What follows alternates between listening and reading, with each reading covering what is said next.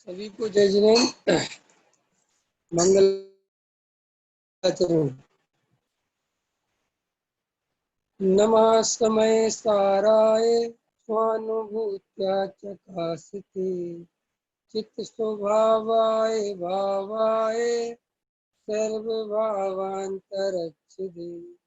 अनंत धर्मणस्तत्वं पश्यन्ति प्रत्यगात्मना अनेकांतमयी मूर्ति नित्यमेव प्रकाशिताम् वन्दे तु सर्वसिद्धे दुर्यचलमणोभवं गद्यं पथे मोक्षामि समय पाहुड मृणमो सुध केवली आत्मज्ञान ही ज्ञान शेष सभी अज्ञान विश्व शांति का मूल है वीतराग विज्ञान। वीतराग विज्ञान ही तीन लोक में सार। वीतराग विज्ञान का घर घर हो आत्मा का उपाय प्रज्ञा छेनी है। ये अपनी चर्चा पूरी लगभग हो चुकी थी। आज हम सबको धर्म का मूल सम्यक दर्शन है, इस पे अपनी एक नया जो उसके आगे टॉपिक है उस पर चर्चा प्रारंभ करेंगे। इसके पहले एक प्रश्न हमारे प्रवीण जी ने पूछा है और लोगों ने प्रश्न को बड़ी शाबाशी दी है। साहब ये प्रश्न जो है हमारे भी मन में है और हमारे ही मन में है और पढ़ के लगता भी है कि जैसे पता नहीं हाँ कोई क्या भाई बात तो ठीक ही है, लेकिन अभी इसमें जरा सा हम पढ़ के पहले प्रश्न पढ़ लेते हैं, फिर आपको हम इसका उत्तर देंगे तो आप सोचोगे कि इसका उत्तर इतना आसान है क्या, और अपन कितना उसको पढ़ पढ़ के लगता है कि बात तो ठीक ही है। देखो प्रश्न क्या पूछा है। सम्यक दर्शन की विधि बताने वाला बहुत ही उपयोगी प्रवचन। इस प्रवचन श्रृंखला में आप बराबर समझा रहे हैं कि शुभ भाव अशुभ भाव एक ही सिक्के के दो पहलू हैं। एकांत में बैठकर तत्व विचारी एकमात्र करने योग्य है। हम जब भी ऐसा प्रयास करते हैं तो मन टिकता ही नहीं और अशुभ विकल्पों में पहुंच जाता है। एक जिज्ञासा ये है कि जिसे लोक में शुभ भाव समझा जाता है उसमें लगा जीव और अशुभ भाव में लगे जीव की अपेक्षा तत्व विचार करने में आसानी से सफल नहीं होगा क्या।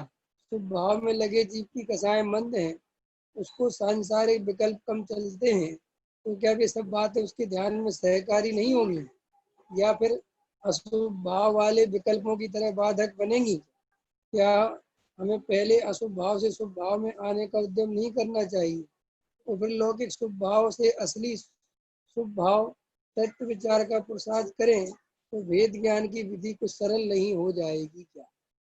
ये प्रश्न सुन लिया आप लोगों ने।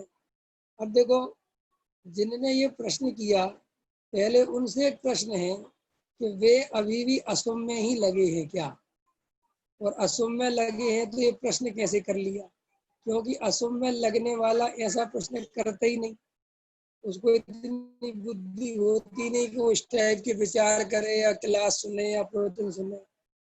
फिर जिन लोगों ने कहा कि साहब प्रश्न बहुत महत्वपूर्ण है, उन लोगों से प्रश्न है कि आप बताओ क्या आप अभी भी अशुभ में लगे हुए हो। आप अगर अशुभ में लगे हुए हो तो क्लास कैसे सुन रहे हो, स्वाध्याय में मन कैसे लग रहा है, बात सुनने का मन कैसे कर रहा है। उन्होंने लिखा कि तत्व विचार ही एकमात्र उपाय और हम प्रयास करते हैं। तो अगर प्रयास करते हैं तत्व विचार का तो वो कसाय की मंदता वो शुभ भाव में तो हो रहा है। माने ये प्रश्न अशुभ भाव वाला कर नहीं सकता और शुभ भाव वाले को करना नहीं चाहिए। नहीं समझ में आया प्रश्न? समझ में आया कि उत्तर समझ में आया कि नहीं आया पंकज जी? अरे भाई जो जिसे तुम अशुभ में लगना कहते हो, अशुभ में लगने का मतलब क्या है पहले ये समझ लो। अशुभ कहते किसे हैं अभी ये भी ज्ञान नहीं है हमें। रोटी कमाना, व्यापार धंधा करना, घर गृहस्थी चलाना, रोजमर्रा की जिंदगी में जो आराम परिग्रह होता है वो सब करना, ये अलग प्रकार का शुभ भाव है। और एक जो अशुभ भाव, ये इसका सम्यक दर्शन में ना इससे कोई बाधा है ना कोई सम्यक दर्शन का इसका लेना देना है। क्यों? क्योंकि ऐसे अशुभ भाव तो पंचम स्थानवर्ती श्रावक को भी चलते हैं, इसलिए उसमें कोई वो अशुभ भाव है तो वो कोई सम्यक दर्शन की कोई बात ही नहीं। तो फिर अशुभ भाव कौन सा लेना? अशुभ भाव का अर्थ है जिसको देव शास्त्र गुरु का स्वरूप पता नहीं है, जो देव शास्त्र गुरु के प्रति अनभिज्ञ है, जिसका मोह तीव्र है, जो देव शास्त्र गुरु के स्वरूप को जानने की भी इच्छा नहीं रखता, जिसको कभी देव शास्त्र गुरु के स्वरूप को जानने के भाव ही नहीं आए, जिसको आत्मा के नाम से चिढ़ होती है, जिसको स्वाध्याय के नाम से चिढ़ होती है, जो प्रवचनों से चिढ़ता है, जिसको कभी मंदिर जाने के भाव ही नहीं आते, जो कहता है पैसा ही भगवान है, जो कहता है खाओ पियो मस्त रहो कुछ नहीं होता, कोई नहीं होता, ये पुण्य पाप कुछ नहीं है, खाओ पियो एंजॉय करो मस्ती मारो, वो है अशुभ भाव, वो है सम्यक दर्शन में बाधा। लेकिन हम घर गृहस्थी चलाते हैं और हमारे जो है खाने पीने के भाव आ रहे हैं और हमें जो है बच्चों के बीवी का व्यापार का पैसे जोड़ने का ये राग आ रहा है, तो ये राग कोई अशुभ भाव सम्यक दर्शन में ना तो बाधा उत्पन्न करता है ना कुछ बाधा, और ये तत्व विचार में भी कोई बाधक नहीं। तो सम्यक दृष्टि सम्यक दर्शन होने के बाद ये सब कर सकता है, तो तुम ये सब होने पे सम्य तत्व विचार नहीं करोगे, कैसे संभव है? तत्व विचार तो वो जीव नहीं करते जिन्हें अपने स्वरूप की खबर ही नहीं है, जिन्हें आज तक पता ही नहीं है कि वस्तु का स्वरूप क्या है, देव शास्त्र गुरु क्या है, वास्तव में मेरा जन्म काय के लिए हुआ है, मैं कौन, उनको इस प्रश्न ही नहीं है। वे तो प्राप्त पर्याय में तन्मय हैं, और जैसे चार बाग दर्शन की मान्यता है, खाओ पियो मौज करो एंजॉय करो मस्ती करो, ना नरक है ना स्वर्ग है ना पुण्य है ना पाप है ना धर्म है ना अधर्म है, उधार लेके घी पियो, ख्याल में आया? और जो भगवान के पास भी चले जाएं गलती से तो मात्र अपने लौकिक प्रयोजन की सिद्धि से, ख्याल में आया ना? तो साहब अपने लौकिक प्रयोजन सज जाएंगे, अगर भगवान होता होगा तो कोई काम बना देगा। इस तरीके की जो मान्यता वाले लोग हैं, इस तरीके के जो लोग हैं, उनके अशुभ भाव की बात वो जो वहां चलती है वो उस रूप में। लेकिन हमें ये बात ख्याल में होनी ही चाहिए कि जो स्वाध्याय करने आ गया, जो आत्मा की बात सुनने आ गया, जिसको अपने स्वरूप के प्रति जानने की इच्छा हो गई, वो जीव अशुभ भाव में नहीं है, वो जीव शुभ भाव में ही है। जो देव शास्त्र गुरु का स्वरूप समझ गया, देव शास्त्र गुरु के प्रति जिसका बहुमान जग गया, इसको जनवाणी सुनने का भाव आ गया, वो अशुभ भाव में नहीं है, वो शुभ भाव में ही जानना। और खाना पीना उठना सोना रोना धोना पंचेंद्री के विषय भोग, ये तो पंचम स्थान वर्ती श्रावक के भी देखे जाते हैं, इसलिए उनसे कोई लेना देना नहीं है धर्म। धर्म का माने सम्यक दर्शन होने या नहीं होने का। इसीलिए फिर ये बात जो चलती है तो शुभ अशुभ एक जैसे हैं, दोनों ही संसार के कारण हैं और शुभ भाव है। वास्तव में ये आचार्य भगवंतों ने ये बात किसके लिए लिखी है? ये बात उन लोगों के लिए नहीं लिखी है जो अशुभ भाव में लगे हैं। अशुभ भाव का अर्थ मैंने पहले ही खोल दिया, वो वाला शुभ भाव लेना। क्यों? कि उन तक तो आचार्यों की बात पहुंचने वाली ही नहीं है, वे कभी समय सार उठा के पढ़ने वाले थोड़े ही हैं कि कौन थे कुंद कुंद, और कुंद कुंद ने क्या समय सार में लिखा, क्या पुण्य पाप लिखा, उनको इतनी फुर्सत थोड़ी है। ये तो पुण्य है, ये उन लोगों के लिए संदेश है जो पुण्य में लगे हुए हैं, जो पुण्य में संतुष्ट हो गए हैं, जो स्वाध्याय करने से अपने को मोक्षु समझने लगे हैं, जो जरा से एक आध दो व्रत करके अपने को धर्मात्मा समझने लगे हैं, जो जरा से आगम के आधार से जिनको थोड़ा क्षय उपशम ज्ञान हो गया है और अपने को पंडित विद्वान और ज्ञानी समझने लगे हैं, जो थोड़ा रोज पूजा पाठ में चले जाते हैं और अपने को धर्मात्मा समझने लगे हैं, जो हरि आदि का त्याग करके अपने को बड़ा धार्मिक समझने लगे हैं, ये बात तो श्री गुरुओं ने उनके लिए लिखी है कि भाई शुभ और अशुभ एक जैसे है। क्यों लिखी? कि वो जीव उस शुभ को अच्छा मानता है और उसके कारण अपने को बड़ा मानता है, उससे अपने अहंकार को पुष्ट करता है। इसीलिए श्री गुरुओं ने ये बात कही कि तुझे अशुभ भाव ने नहीं भरमाया। क्योंकि अशुभ भाव ने भरमाया क्यों नहीं? चेतन जी, चेतन, आवाज नहीं आ रही क्या मेरी? कट गई आवाज?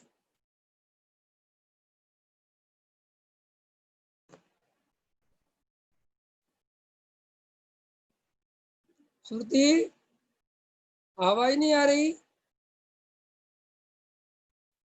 चेतन, आवाज नहीं आ रही?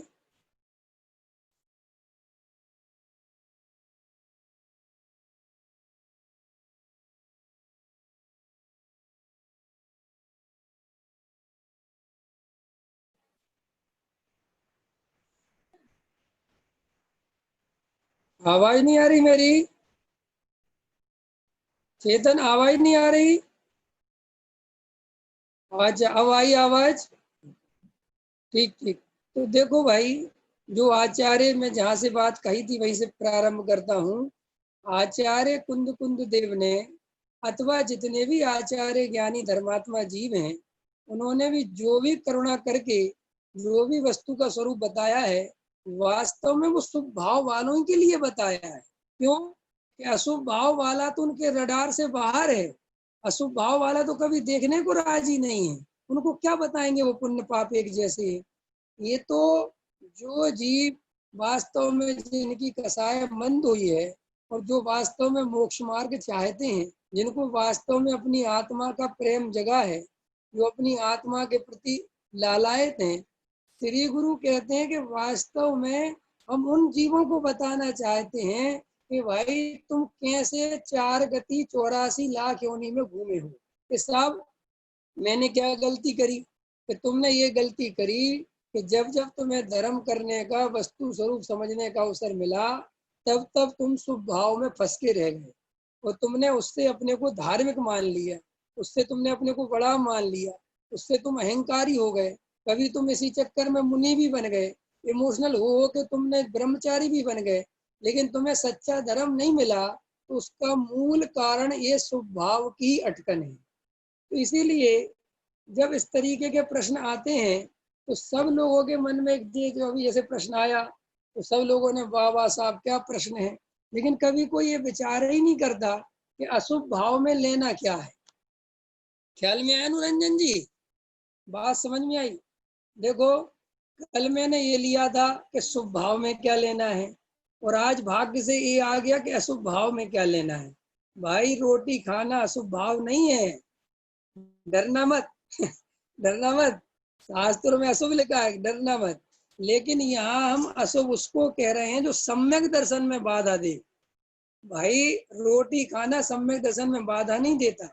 शादी विवाह करना, घर गृहस्थी बसाना, बाल बच्चे करना, व्यापार धंधा करना, समझ गया ना, ये कोई तुम्हारे सम्यक दर्शन में बाधा नहीं देता। सम्यक दर्शन में बाधा क्या देता है? देव शास्त्रों के प्रति रुचि नहीं होना, अपने स्वरूप को जानने की इच्छा नहीं होना, आत्मा की बात नहीं सुहाना, आत्मा की बात करने वालों से चिढ़ना, दूर भागना, क्या रखा है धर्म में, सब बकवास की बातें हैं। ये सब इस तरीके की जो परिणति जिस जीव की है, उसका अशुभ भाव खतरनाक है, उसके लिए मुश्किल है। और मुश्किल भी ऐसी नहीं है, तो हो सकता है राग भाव है, अंगली पर्याय में अभाव हो जाए, उसको समझ आ जाए। ऐसा हो सकता है, कभी हम भी ऐसे ही सोचते थे, बाद में हमें स्वरूप समझ में आ गया। लेकिन अगर अपन वर्तमान की खाली बात पकड़ेंगे, तो तुम जिस अशुभ भाव को अशुभ भाव के, जैसे हम मान के चलो हम तत्व विचार करने बैठे, अब तत्व विचार करने में उनने जैसे पूछा कि हम अशुभ में चले जाते हैं, तो अशुभ का मतलब क्या लेना?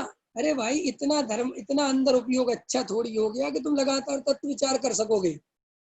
तुम्हें बीच में बेटे की भी याद आ जाएगी, व्यापार की भी याद आ जाएगी, घर गृहस्थी की याद आ जाएगी, कसाय कोई उदय आ जाएगी, लड़ने झगड़ने के भाव आ जाए, वो आ सकते हैं।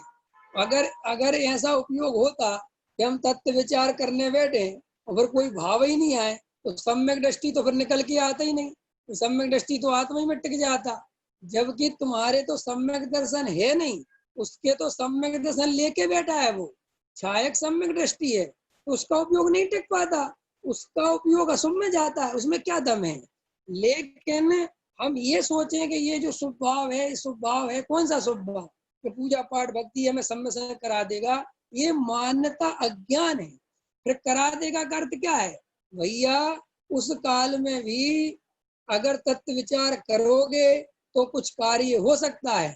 अगर उस काल में भी मात्र ये सोच के कि हम पूजा कर ली, हम तो खुश हो गए, हमने भक्ति कर ली, हमारा तो भैया बहुत अच्छा चल रहा है, हमने 1 घंटा, जैसे मान के चलो तुमने 1 घंटे क्लास सुन ली, अब 1 घंटे क्लास सुनने के बाद तुमने कोई विचार नहीं किया, कोई बात नहीं समझी, तो क्या हुआ इससे, फिर कुछ होने वाला थोड़ी है।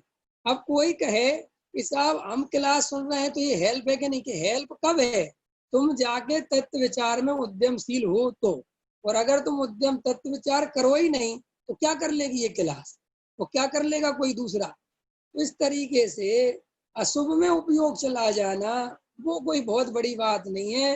आत्मा के प्रति ही अरुचि हो जाना, अपने स्वभाव की बात ही सुनने का मन नहीं करना, ये जीव के लिए बाधक है, ये जीव को समझ। तो इसलिए जो प्रश्न आया कि वो शुभ भाव की अपेक्षा अशुभ भाव, कि देखो भाई, शुभ भाव की अपेक्षा अशुभ भाव और अशुभ भाव की अपेक्षा शुभ भाव एक पागलपन की बात है विवेक जी। चेतन, चेतन, पहले अंडा आया कि मुर्गी?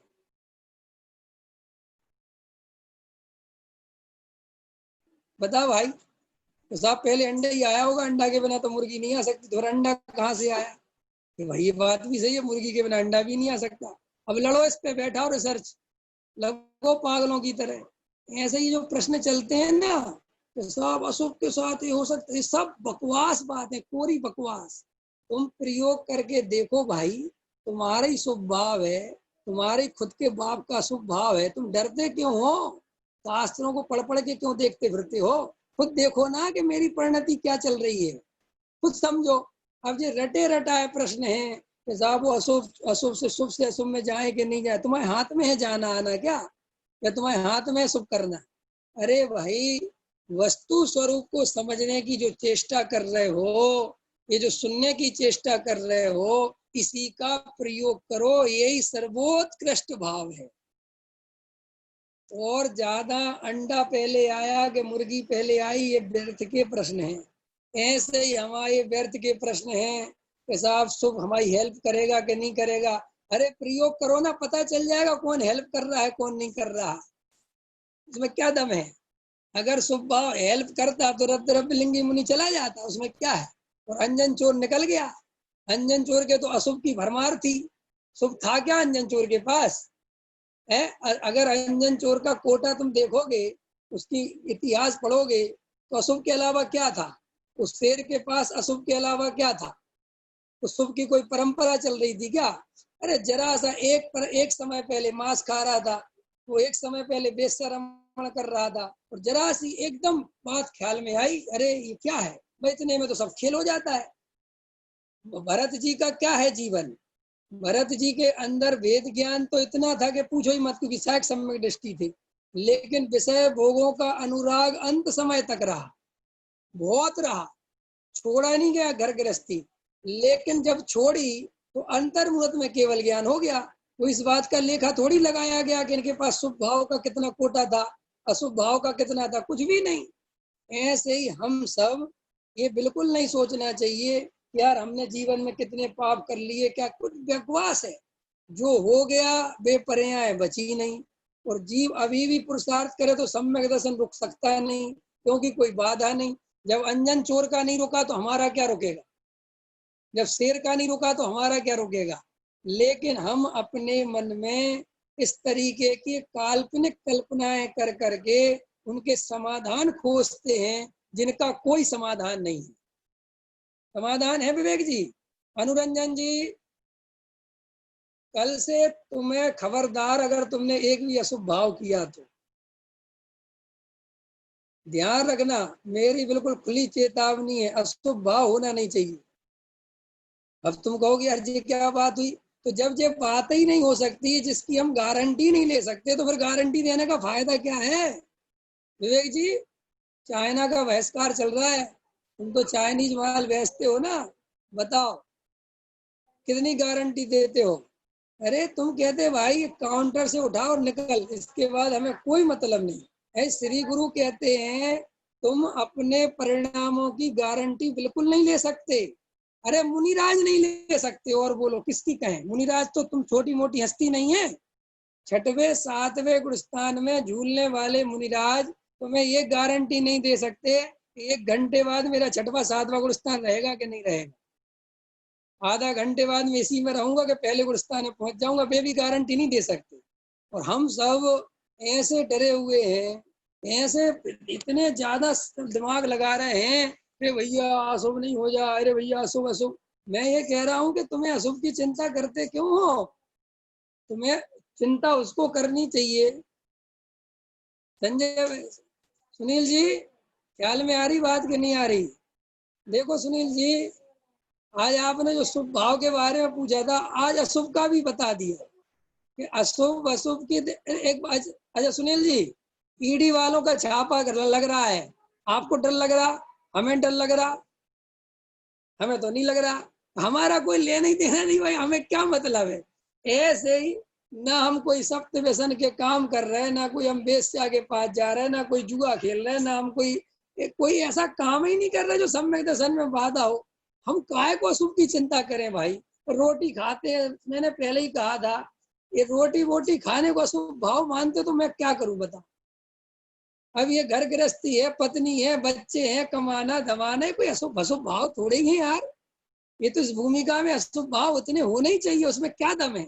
और अगर इस भूमिका में इतने अशुभ भाव नहीं होंगे तो तुम्हारी भूमिका बढ़ गई होगी, और बढ़ जाए तो मुझे कोई बुराई नहीं है। अब इसमें क्या दिक्कत है?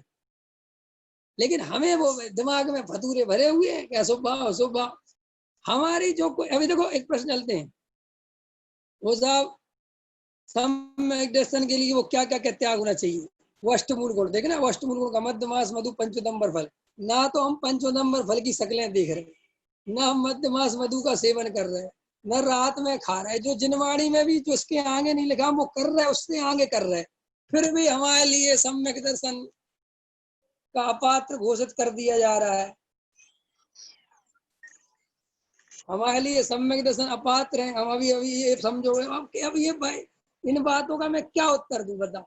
और किसी लोगों से कहो तो वो कहते मध्य मास मधु नहीं खाना, शराब नहीं पीना, चोरी। अरे कर कौन रहा है? कौन शराब पी रहा है? कोई शराबियों के बीच में जाके प्रवचन कर रहे हैं क्या अपन? है शराबी मेरी सभा में आता नहीं, और मेरी सभा में जो आता है वो शराबी है नहीं, तो मैं शराब की बात क्यों उठाऊं बताओ? मैं समय बर्बाद क्यों करूं? प्रमोद जी, प्रमोद जी, ख्याल में आ रही मेरी बात?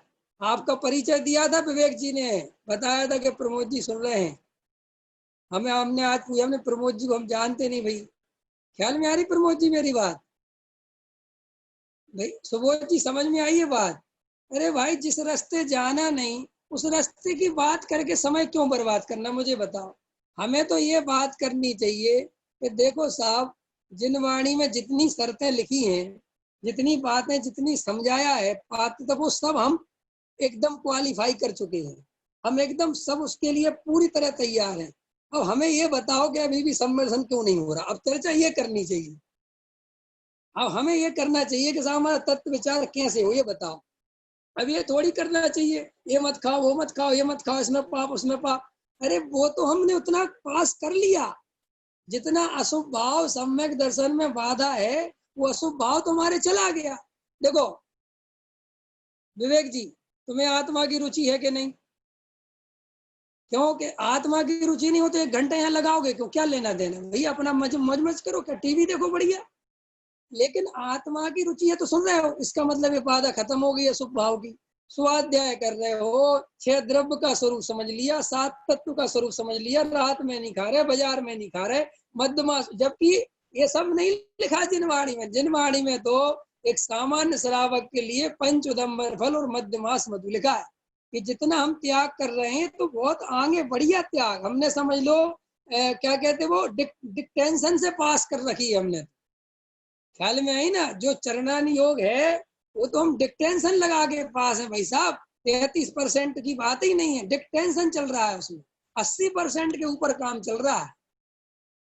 अब करना क्या? अरे भाई अब जो ये विचार करो कि मुझे आत्मानुभव क्यों नहीं हो रहा है, अब कहाँ गलती चल रही है। अब वो जो बारीक गलतियां चल रही हैं उनकी चर्चा पूज्य गुरुदेव श्री लेते हैं। पूज्य गुरुदेव श्री की ये महान महान उपकार है कि उनने वास्तव में उस शुद्धात्मा को दिखाया जिसके आश्रय से जीव को सम्यक दर्शन होता है। उनने बिल्कुल समझ लो छठे छठा जीवों के लिए आत्मा परसा है। उनने बिल्कुल पूरी दुनिया की कभी चिंता नहीं करी, उनने कभी नहीं सोचा, उनने तो हमेशा उस उत्कृष्ट तत्व को बताया और एक ही बात पे कायम रहे, जिसकी होनहार भली होगी वो सुन लेगा। ये गजब की बात थी गुरुदेव की। गुरुदेव से 1000 दफे कहा कि साहब इस तरीके के लोग हैं। अरे गुरुदेव कहते थे मुझे किसी की कोई परवाह नहीं, जिनकी देखो टोडामल जी साहब ने लिखा जिनकी होनहार भली हो।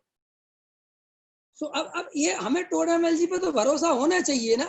हम क्यों दुनिया का ठेका लें? शराबी जुआरियों की जिम्मेदारी हमारी थोड़ी है। शराबी जुआरी की जिस दिन होनहार भली होगी हमारी क्लास सुनने आ जाएगा, जब हमारी क्लास सुनने आएगा तो आत्मा की बात सुनेगा। उसमें क्या दम है? क्योंकि जब तक वो शराब और जुआ खेलेगा वो आत्मा की बात सुनने आएगा क्यों? और जिस दिन आएगा गारंटी से छोड़ के आएगा, तुम टेंशन क्यों लेते हो? और नहीं छोड़ के आएगा तो एक क्लास सुनेगा और छोड़ देगा। है ये हमारी इतनी बात, इतनी मोटी बुद्धि में हमारी बात जमती क्यों नहीं? हम जब मैं गोष्ठियां देखता हूँ उसमें जो देखता हूँ, मैंने कई दफे गोष्ठियों में बोला कहा कि तुम ये क्या क्या विषय रखते रहते हो, उनकी कोई उपयोगिता नहीं है।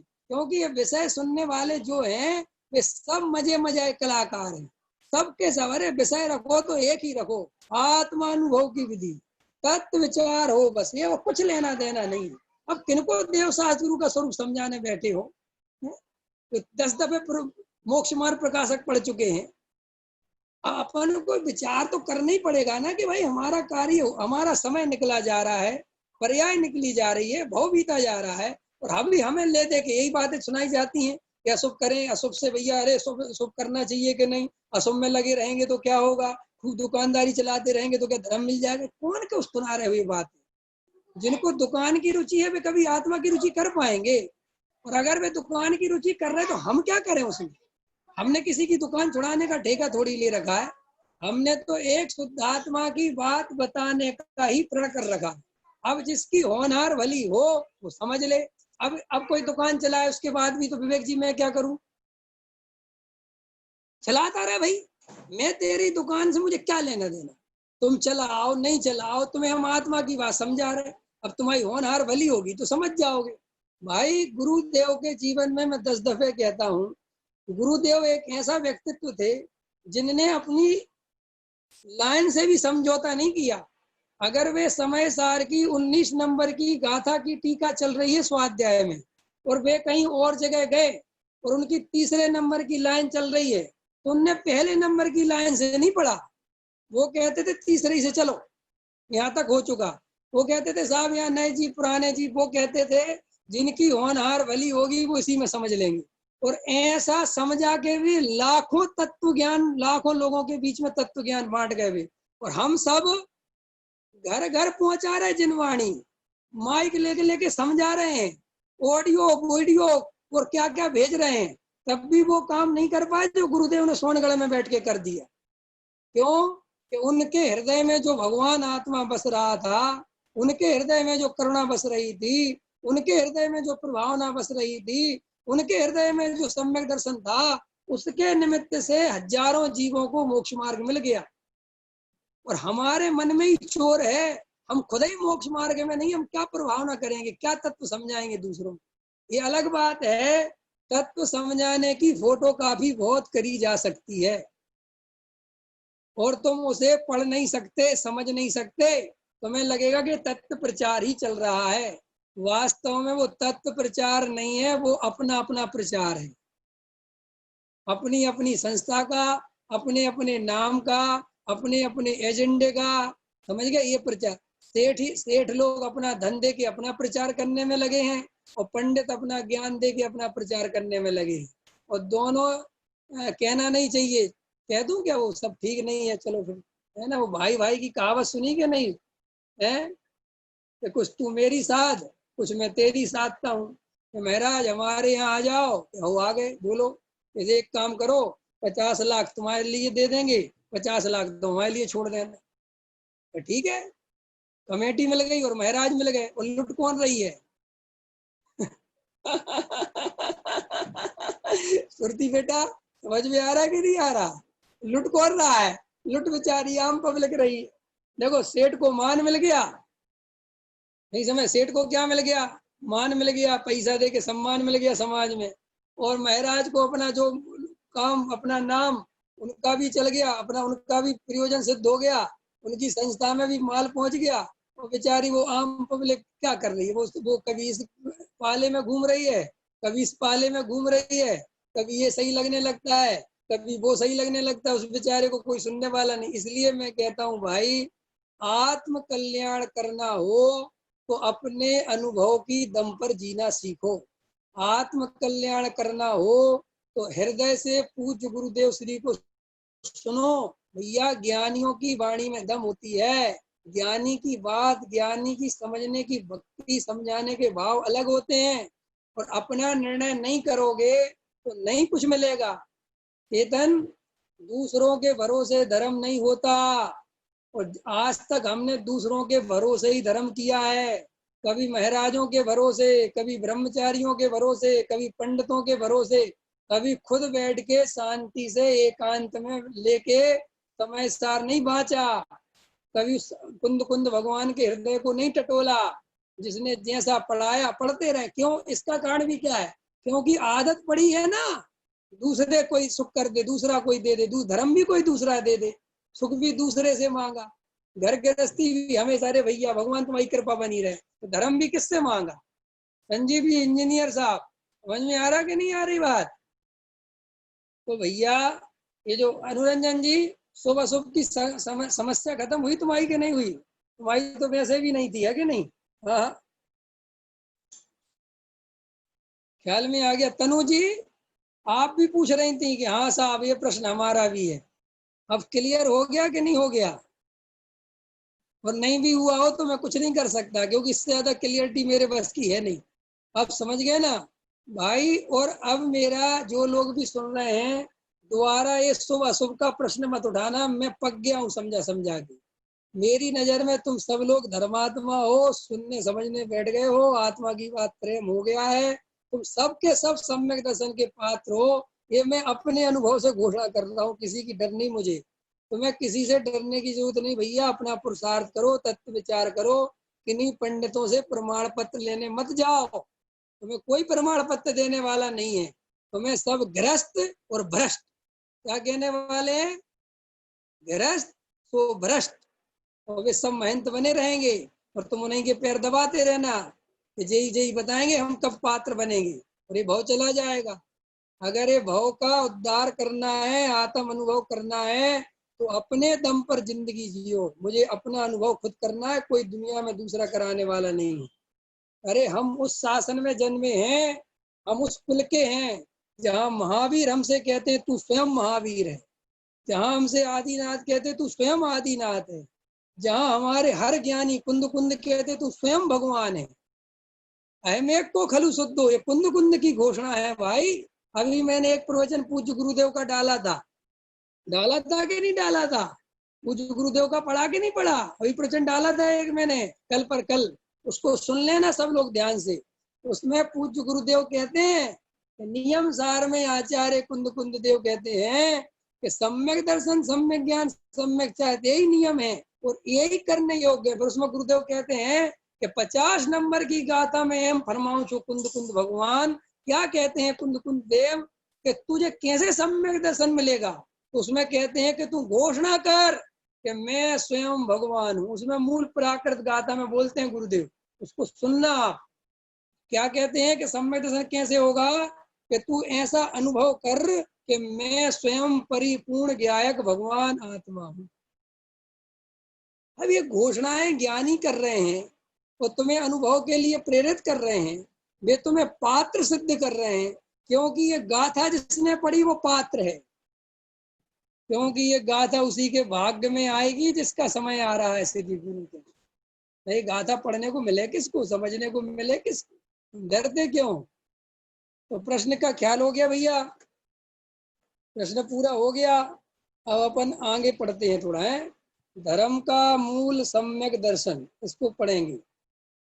मिथ्या दृष्टि जीव पुण्य की रुचि सहित शुभ भाव करके नववे ग्रेविक तक पहुंच जाता है, तथापि वहां से निकलकर निगोद आदि में चला जाता है। देखो देखो, बिल्कुल कल वही बात आई थी और वही गुरुदेव ले बिल्कुल वही बात आगे की नहीं आई।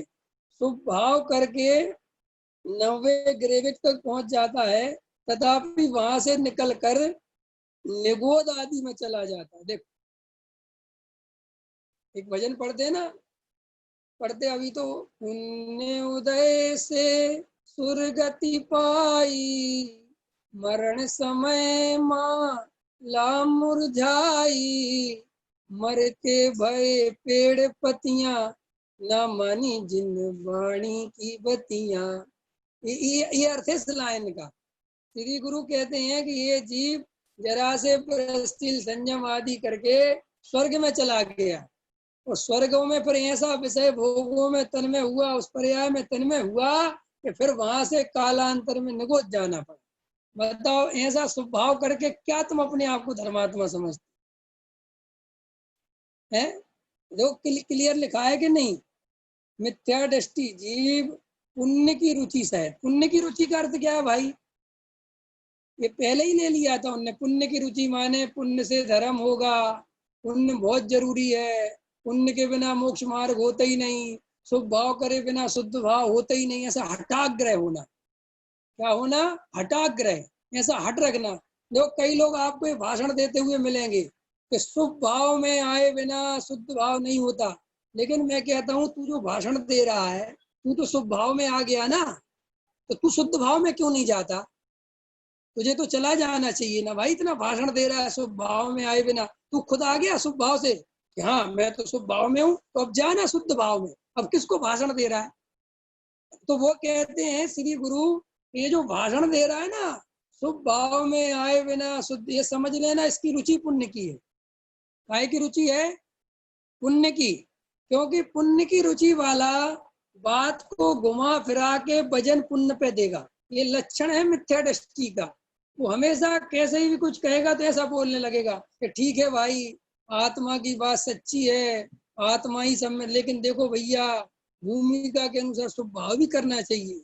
देखो भैया, अशुभ में चले जाओगे तो नरक में जाना पड़ेगा। देखो भैया, समय सार सुनो, लेकिन पूजा करना मत छोड़ देना। भैया, छल ग्रहण मत कर लेना। भैया, उल्टा मत पकड़ लेना। ये लोग इस तरीके की भाषा यूज करते हैं, निश्चित ही वो डरे हुए हैं धर्म से, वो धर्म का स्वरूप नहीं समझ पाए। आप कभी भी गुरुदेव के प्रवचन उठा के देख लेना, कभी भी तुम्हें गुरुदेव के में भाषा नहीं मिलेगी। गुरुदेव डंके की चोट पे बोलेंगे, वो हे है, वो मोक्ष मार्ग नहीं है, उसका कोई लेना देना नहीं, ऐसा बोलते हैं गुरुदेव। और ये बात जिनको अच्छी लगती है, समझ लेना मोक्ष मार्ग उनको समझ में आ रहा है। और जिनको अभी भी इससे घबराहट होती है, कचोट उठती है, नहीं नहीं थोड़ा सा स्वभाव को ले लेना चाहिए था, अरे जरा सा ऐसे नहीं करना चाहिए ना, लोग मंदिर आना छोड़ देंगे। तू एक बात बता, तू लोगों की ठेकेदारी ले रखी है क्या तूने? तू खुद मंदिर जाना मत छोड़ना, दूसरे छोड़ दे तो छोड़ दे, हमें उससे क्या लेना देना। तू अपना संभाल के दुनिया का ठेका ले रखा धर्म में है। व्यापार धंधे में कोई किसी की चिंता नहीं करता। अच्छा विवेक जी बताओ, अब पूरे सागर वालों की दुकानों की चिंता करते हो, सबकी चलनी चाहिए है? और कोई ब्रह्मचारी ये कहने लग जाए कि ये दुकानदारी में कुछ नहीं रखा, तो तुम्हें चिंता सताने लगती है क्या?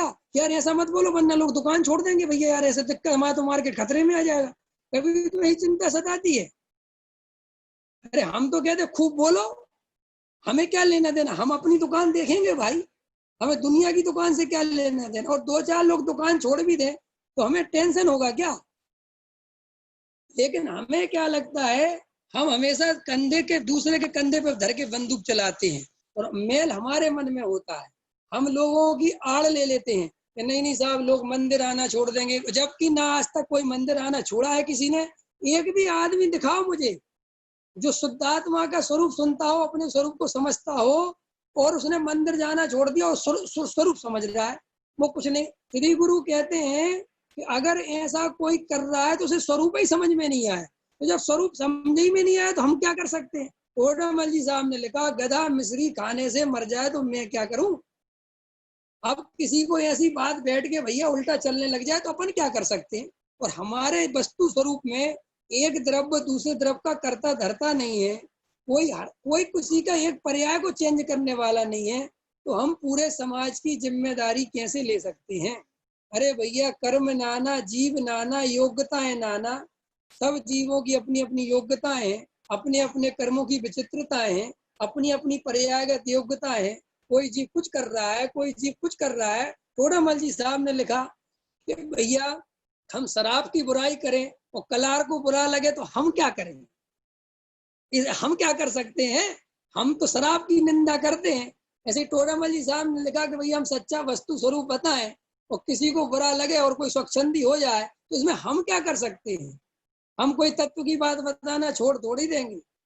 तो ये पुण्य की रुचि को इस तरीके से घुमाते हैं लोग, और उनके हृदय में रहती पुण्य की रुचि और उनका भजन रहता है। तो मैं किसी का पता करना हो किसको पुण्य की रुचि है कि नहीं, तो उसके प्रवचन में तुम ये बार बार देखना, वो बार बार जैसे ही आत्मा की बात समझा नहीं पाएगा तुरंत बोलेगा इसका मतलब ये नहीं भैया, ये भैया मंदिर नहीं छोड़ देना, ये भैया पूजा पाप समझ ले। ये क्या आत्मा समझाएगा, इतना डरा हुआ आदमी क्या आत्मा समझाएगा। आत्मा को समझाने के लिए पता है तुम्हें कैसा कलेजा चाहिए, पूज्य गुरुदेव जैसा कलेजा चाहिए।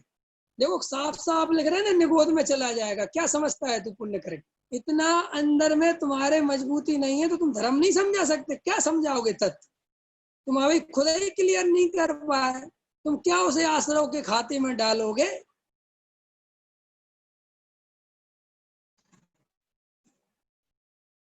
ख्याल में आ रही बात की नहीं आ रही सुबोध जी। तो देखो क्या लिखा, पुण्य की रुचि सहित स्वभाव करके 90 ग्रेविक तक पहुंच जाता है, वहां से निकल के निगोद आदि में चला जाता है। क्योंकि देखो अब क्योंकि क्यों क्यों चला जाता है साहब, क्योंकि अज्ञान सहित स्वभाव संसार का ही मूल है। लो फिर वही बात निकल के आ गई सुनील जी, ज्ञानी का स्वभाव कीमती है और अज्ञानी का स्वभाव दो कौड़ी का है। क्यों कि वो शुभ का उपयोग अशुभ में जाने के लिए करेगा और ज्ञानी शुभ भाव का उपयोग शुद्ध उपयोग के लिए करेगा।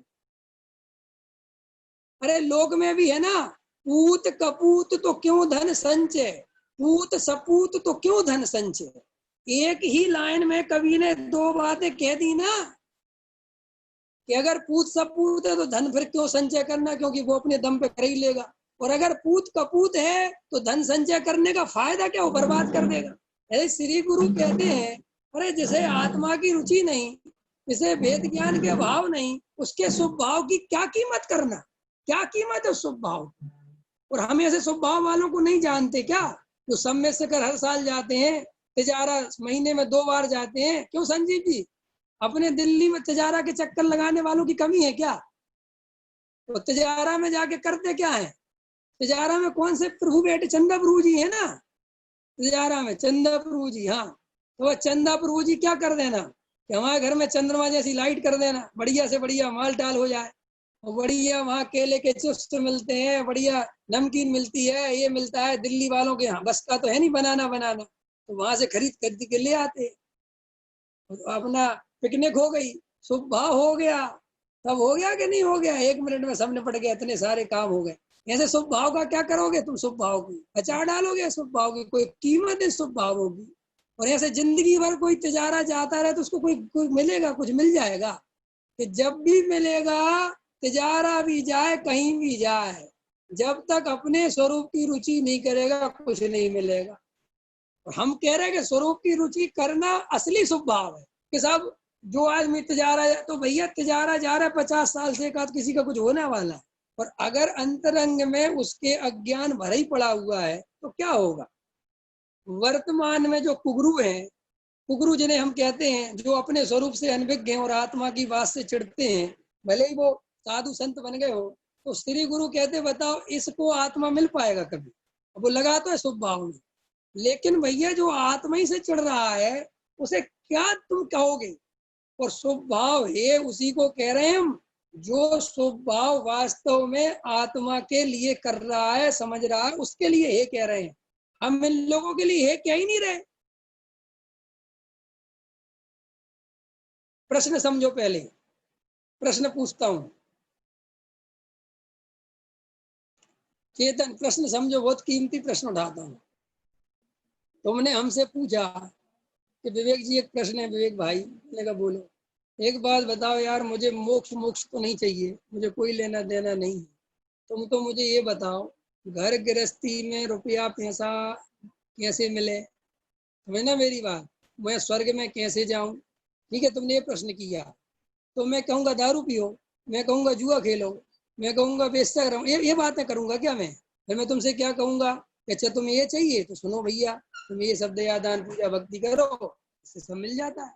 और अगर तुमने प्रश्न पूछा कि ना मुझे स्वर्ग चाहिए, ना मुझे नर्क चाहिए, मुझे तो अपना स्वरूप चाहिए, मुझे तो भाई साहब धर्म चाहिए, मुझे तो मोक्ष चाहिए, मुझे तो मोक्ष मार्ग चाहिए, तो फिर मेरा उत्तर अलग होगा।